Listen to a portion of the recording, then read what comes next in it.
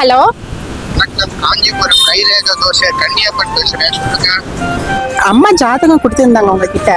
ஏமா ஜாதகம் பார்க்கறதுக்குன்னு ஒரு நேரங்காலம்லாம் இருக்குமா? நைட்டு 9 மணிக்காமா ஃபோன் பண்ணி இது பண்ணுவீங்க? இல்ல, கொஞ்சம் அவசரம். பேருமா? பேரு பிரியா. ஒரு நிமிஷம் இருங்க, நான் பார்க்கணும். நிமிஷம் இருங்க, பார்க்க குட்டி போட்டுக்கிறேன். என்னது? இல்ல கண்ணாடி போட்டுக்கிறேன்னு சொல்ல வந்தம்மா. சரி போட்டுக்கோங்க.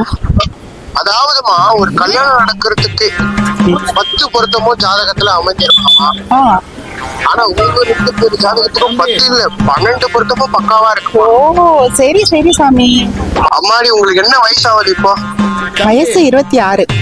நீங்க வந்து உடனே கல்யாணம் பண்ணிக்கணுமா?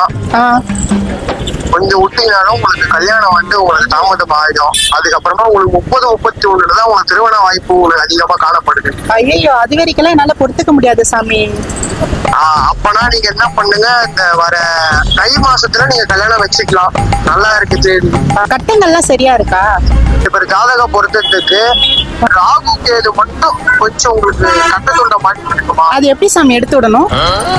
அது எடுத்து விடுறதுக்கு வந்து நீங்க என்ன பண்ணணும்னா, காலாஸ்திரிக்கு காலம்பர ஒரு 4 மணிக்கு நீங்க போயிட்டு ஜாதகம் கொடுத்தீங்கன்னா அவங்க ஒரு பரிகாரம் ஒண்ணு பண்ணுவாங்க. சாமி, வேற எதுனா சொல்லணுமா? உங்களுக்கு புத்திர பாக்கியம் நல்லா பக்காவா இருக்குமா? புத்திர பாக்கியமா கிடையாது, குத்திர பாக்கியமா கிடையாது. என்ன பேசிட்டு இருக்கீங்க நீங்க? ஏமா, எதனா தப்பா எதனா சொல்லிட்டேனா? சாமி, நான் வந்து பொண்டாட்டியா தான் இருக்கேன், அவ எனக்கு ஹஸ்பண்டா தான் இருக்கா. என்ன சொல்றேன், அபிக்கு அப்படிதானம்மா? அபிக்கு நீங்க பொண்டாட்டி, சாமி, நான் லவ் பண்ற பேரு அபிநயா. என்னடி சொல்ற?